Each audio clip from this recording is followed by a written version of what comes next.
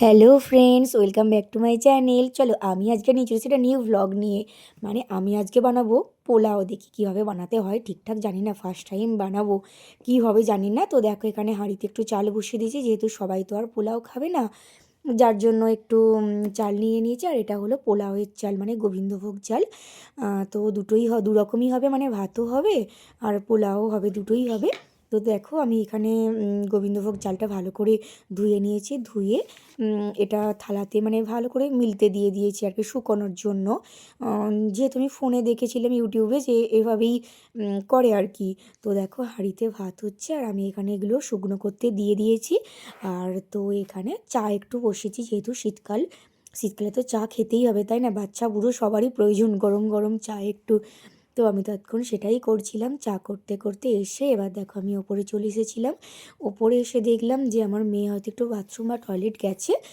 তো আমি একটু ঠাকুরের প্রসাদটা, বাবা তারকনাথের প্রসাদটা খেয়ে নিলাম। পুজো টুজো যেহেতু হয়ে গেছে, চাটা খাওয়ার আগে একটু ঠাকুরের প্রসাদটা খাই, তো সেটাই খেয়ে নিয়েছিলাম। এবার এই যে দেখো আমার এখানে পুজোগুলো হয়ে গেছে, এটাই দেখাচ্ছিলাম তোমাদের। তো চলো আবারও নিচই যাই, নিচই যেয়ে দেখলাম মা তৎক্ষণ আদাগুলো কুড়ে কুড়ে দিচ্ছে। তো আমি একটু ভিডিওটা করছিলাম, তো একটু তারপর ঘি দিলাম। এই যে ঘি, ঘি অবশ্যই একটু অল্প অল্প দেওয়াই ভালো বা অল্প খাওয়াই ভালো। তো ঘি দিয়েছিলাম, গরম মশলা, নুন, চিনি, যেগুলো দরকার আর কি, মানে সরি, পোলাও করতে যেগুলো দরকার হয় সেগুলোই দিয়েছিলাম। তো দেখো এগুলো দেওয়ার পর আমি এগুলো ভালো করে মাখিয়ে নেব, মানে ভালো করে বেশ এদিক ওদিক করে মাখিয়ে, মানে চালটা একটু একদম মানে প্রায় হলুদ কালার করে মানে করে নেব আর কি। তো দেখো একদম হলুদ কালারটাও হয়ে গেছে।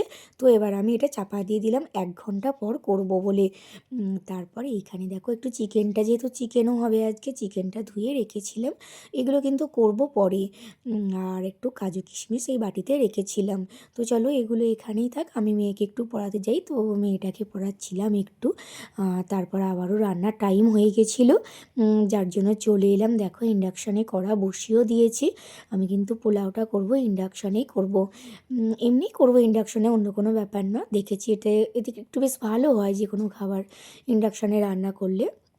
তো যার জন্য ইন্ডাকশানেই করছিলাম, ভাজতে সুবিধা হয় লো ফ্লেমে দিয়ে। তো দেখো তারপর আমি ঘি বা কাজু কিশমিশগুলো দিয়ে গোবিন্দভোগ চালটা দিয়ে ভালো করে নাড়িয়ে দিচ্ছিলাম। আর আমি এটা একটু ডাউন করার চেষ্টা করছিলাম, কিন্তু ডাউনটা হচ্ছিল না, যেহেতু ইন্ডাকশানটা একটু মাথা খারাপ আছে, যার জন্য ডাউনটা হচ্ছিল না। তো দেখো তারপর আমি এতে জল দিয়ে দিয়েছিলাম, যদিও জলটা অনেকটাই পড়ে গেছিলো, যার জন্য পোলাওটা খুব একটা মানে ভালো হয়নি, মানে খিচুড়ি খিচুড়ি টাইপের হয়ে গেছিলো। মানে এমনি টেস্ট ভালো হয়েছিল, বাট খিচুড়ি মতো হয়ে গেছিলো। আর এখানে একটু শিম আলু ভাতে মাখছিলাম, শীতের সবজি, আমার শাশুড়ি মা যেহেতু মাংস খায় না, তার জন্য শিম আলু ভাতে হলেই ভাত খেয়ে নেয়, শিম আলু ভাতেই করেছিলাম, আর অন্য কিছু আদার্স করিনি। কেননা আর এখানে দেখো আমি মাথা চাপড়াচ্ছি, যেহেতু পোলাওটা ঘ্যাঁট হয়ে গেছে, যার জন্য খুবই মন খারাপ লাগছিল। আর এই যে কাঁসারের থালাটা দেখতে পাচ্ছ, এতে একটু ঠান্ডা করতে দিয়েছিলাম। কাকিমা বললো একটু ঠান্ডা করতে দাও, দেখবি একটু ছাড়া ছাড়া হবে হয়তো। তো এটাতেই আমি ঠান্ডা করতে দিয়েছিলাম। দিয়ে দেখো ওপরে গেলাম, দেখলাম বিছানার কি অবস্থা করে রেখে গেছে আমার মেয়ে, একদম মানে কি বলবো, বাজাচ্ছে তাই অবস্থা। তো আমি তৎক্ষণ একটু বিছানার চাদরটা পাল্টে নিলাম, বেড কভারগুলো একটু ঘরটাও গুছিয়ে নিলাম, যেহেতু সামনে এক্সাম, আবারও ঘর গোছানোর টাইম পাবো না, তাই আগে ভাগেই করে নিলাম, বেড কভার সব চেঞ্জ করে নিলাম। নিয়ে দেখো ঘরটা একটু পরিষ্কার করে ফেলেছি। রান্না করতে করতে এসেই কিন্তু মাঝের মধ্যে এগুলো করি আমি। মানে সেইভাবে মানে বাসি কাজ কিছু না এগুলো, বেড চেঞ্জ করা, এগুলোই আর কি। তো ছাদে গেলাম, ছাদে যেয়ে এগুলো কাকিমার মানে জিনিসপত্রগুলো একটু তুলে দিলাম, যেহেতু এদিকটাতেই তো রোদ্দুর আসে শীতকালে, না হলে রোদ্দুর ঠিক পাই না, আমাদের ছাদটা আড়াল হয়ে থাকে, যার জন্য এদিকটাই দেবো বলে কাকিমার জামা কাপড়টা তুলে দিয়েছিলাম। দিয়ে আমারটা একটু দিচ্ছিলাম আমাদের জিনিসগুলো আর কি। দেখো আস্তে আস্তে আমাদের সমস্ত জিনিসগুলো দিচ্ছিলাম, জানি না আবার আজকে শুকাবে নাকি, কারণ অনেকটাই দেরি হয়ে গেছে। তো দেখো নিচে এলাম, নিচে এসে দেখলাম আমাদের বামুন দাদা পুজো করতে এসেছে, দেওরের বার্থডে ছিল আজকে, তো তার জন্য ওরই জন্মদিনের পুজোর ওটাই কাকিমা দিচ্ছিল আর কি। তো এখানে পুজো করছে বামুন দাদা। তো আমি মাংসটা বসিয়ে গেছিলাম, দেখলাম মাংসটা প্রায় অনেকটা হয়েই গেছে, ধনে পাতাটা দিয়ে একটু আমি নাড়িয়ে চাড়িয়ে নিলাম। ধনে পাতাটা নামাবার আগে দিলে তো একটু টেস্ট হয়, যার জন্য নামাবার আগের মুহূর্তটাই আমি ধনে পাতাটা দিয়েছিলাম। আর আমার মেয়ে দেখো কোথায় খেলতে গেছিলো জানি না, ওকে ধরে বেঁধে এনে স্নান টান করিয়ে আমি বেলা 12:30টায় আবারও পড়তে বসালাম, যেহেতু কাল ম্যাথ পরীক্ষা আছে। কী করবে জানি না, ভীষণই টেনশন হচ্ছে।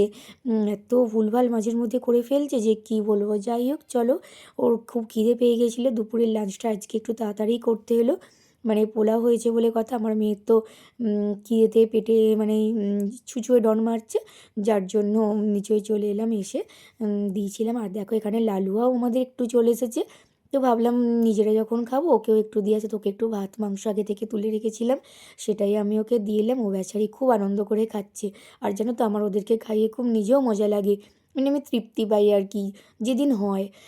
তো দেখো তারপর আমি খাচ্ছিলাম। ফাইনালি আমার বড়মশাইও এসে গেছে, ও খাচ্ছিল, ও খেয়ে বললো ভালোই হয়েছে। ও খেয়ে কোনো কিছু খারাপ বলে না, যা কিছুই হয় আমার ভালোই হয়েছে, খারাপ হলেও ভালো হয়। তো দেখো সন্ধেবেলা আমি বেরিয়ে পড়েছি একটু যে ঠাকুরের মানে কিছু জিনিস কিনতে আর কি, কাল যেহেতু সোমবার একটু ফল মিষ্টি কিনতে হবে, সেটার জন্যই গেছিলাম। আর এখানে দেখো আমার ভাই, দুটোই আমার ভাই হয়। আর এখানে দেখো মিষ্টিগুলো খুব সুন্দর না, এই মিষ্টিগুলোই আমি একটু নিচ্ছিলাম ঠাকুরের জন্য, সোমবার পুজো উপলক্ষে আর কি। আর এখানে দেখো একটু আমি লটারির দোকানে এসেছিলাম, কোনো দিন লটারি কাটি না, বাট আজকে একটু ইচ্ছা হলো একটু লটারি কেটে দেখি কি হয়। খুব লজ্জা লাগছিল, সবাই ছিল তো, মেয়ে মানুষ আবার লটারি কাটতে গেছি আবার কি লোকে বলবে। তো যাই হোক, যে কে কী বললো সেটা ভেবে লাভ নেই, ইচ্ছা হলো দুটো কেটে নিলাম। জানি না কী হবে, কিছু বলে তোমাদের সাথে শেয়ার করব। তো যাই হোক দেখো লটারি কেটে নিয়ে এবার আমি চলে গেছিলাম ফুচকার দোকানে, একটু ফুচকা টুচকা খেয়ে আর কি পেট পুজো করে তো আমি বাড়ি চলে এলাম। সো আজকের ব্লগটা এতখানি, টাটা বাই, ভালো থেকো সবাই।